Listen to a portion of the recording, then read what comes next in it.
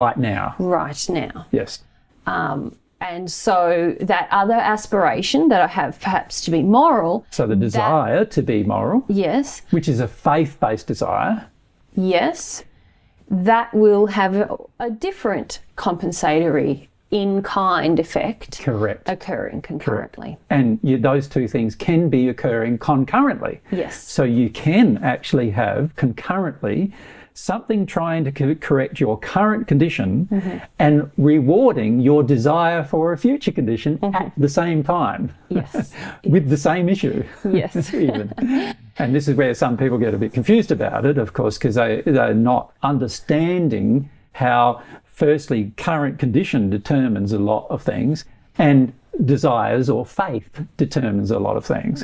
And if once you understand current condition and faith for a future condition, and you understand how separate they are to each other, you can start measuring the results of each yes. potential, the compensation effects that you currently have as a result of your current condition, for example, and also the new rewards you're experiencing as a result of your newly engaged condition, whether it's positive or negative. There'll be a new series of events occurring. Okay.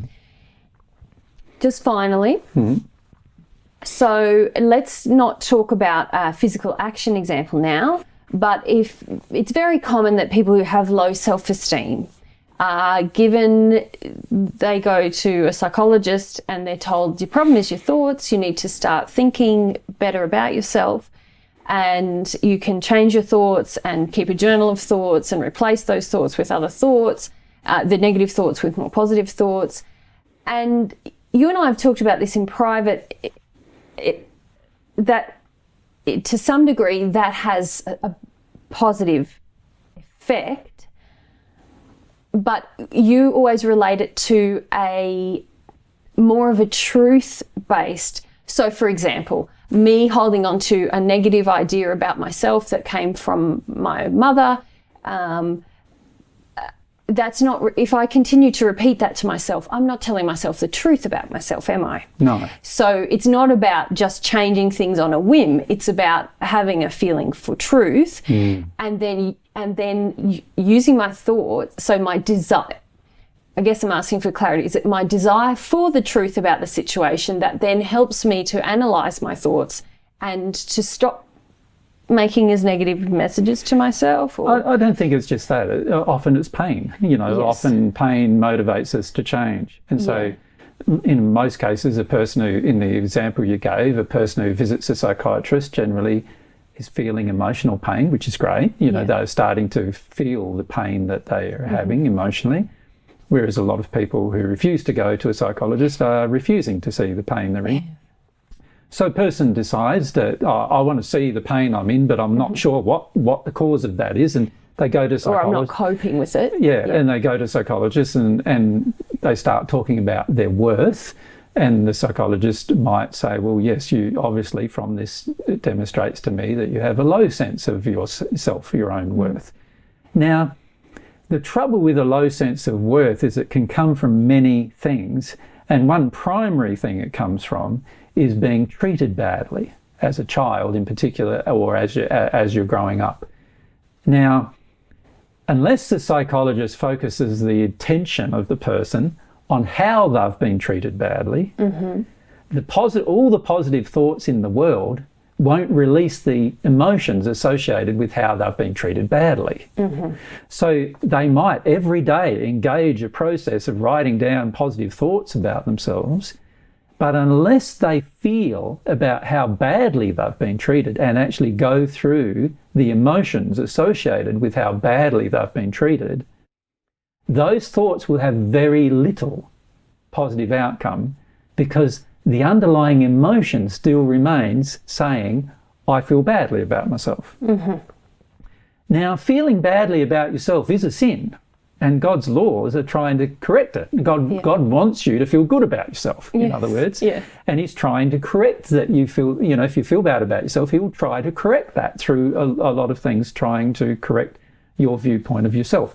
And in particular, he would be trying to help you see the pain you're causing yourself by by treating yourself or seeing yourself badly.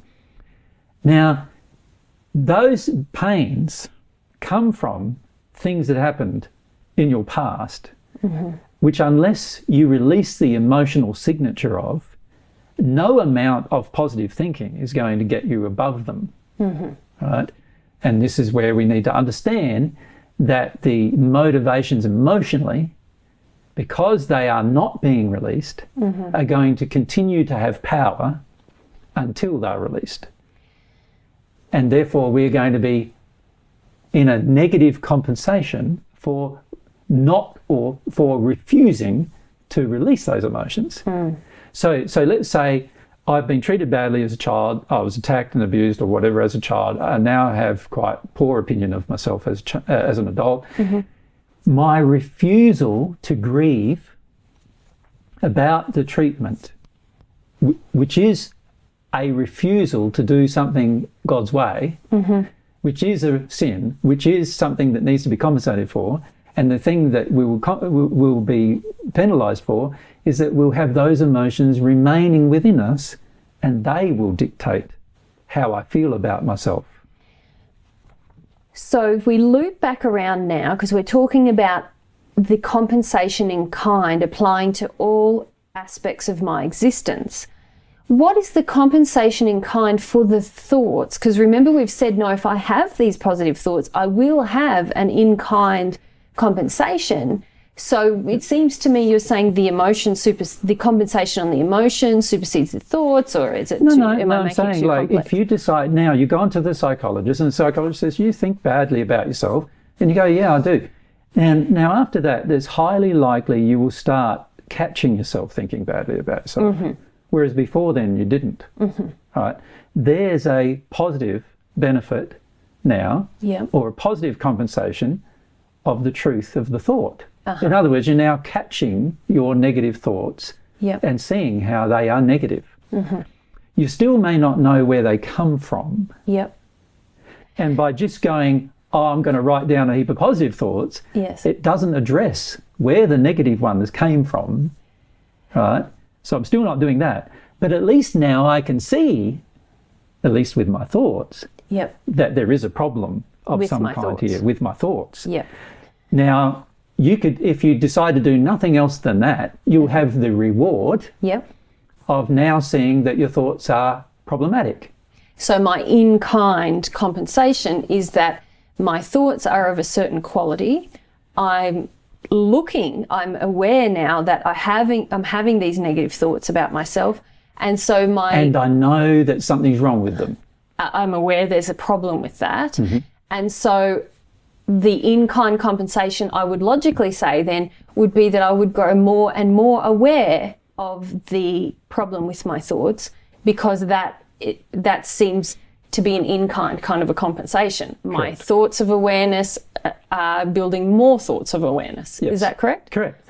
But it still hasn't changed my emotions, because that's a whole...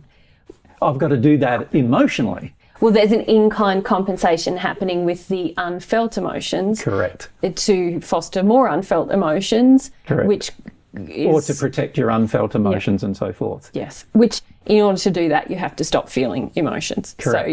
So I can see that's also in kind. I've shut down certain emotions in order to maintain that. That's what I'm sowing, the shutdown. So my reaping is more shutdown of emotions, more shutdown. And also more resistance to emotion. And also I now store the emotion in me and they hurt me. Yes. And that's a part of the penalty. Yes. Part of the penalty of not feeling the emotion is that you store them and they hurt you. They hurt you physically and emotionally. And that's a compensation in kind as well. So you can see, on one hand, I could have some positive thoughts, which I'll be rewarded for, but in the same moment I can have some negative emotions which I'm shutting down and not feeling, which I'm going to be penalised for. Yes. So this is where people find it a bit confusing, but it is quite clear. You can trace these things back to their original sources. If you know everything about the law and you feel everything about the law and you're connected to the law as God intends us to be, you'd be able to chase back everything. Every thought back to its inception, every feeling back to its inception, and so forth. And that's going to help your life markedly, obviously. And if you can get rid of those ones that are out of harmony with love, then all the pain and suffering also is now removed from your life. Yeah. So that's the benefit of having compensation in that regard. Yeah. No, that's fantastic. Thank you very much. I think we can now see that this compensation in kind, it's very specific even to our thoughts, words, it's specific to each category of our existence. Yeah, and all of our different types of behaviour can be associated to some causal event of a similar type of behaviour. Yes. Yeah.